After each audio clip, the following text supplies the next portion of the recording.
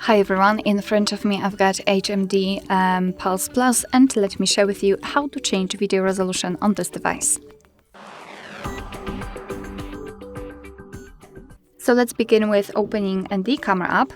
And currently we are in the standard photo mode, so let's switch to the video one. Just tap on the video, and unfortunately this option is not highlighted here. So we have to unroll the top bar, so open more options, and as you can see the resolution is at the top of it. We've got two different options to choose from: 1080p with 30 frames per second, which is currently applied, it is highlighted, and 720p with also 30 frames per second.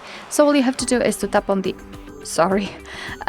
the option you'd like to use, and it will be immediately applied, as you can see, and also highlighted, which means that from now on your device will use the chosen resolution whilst recording a video.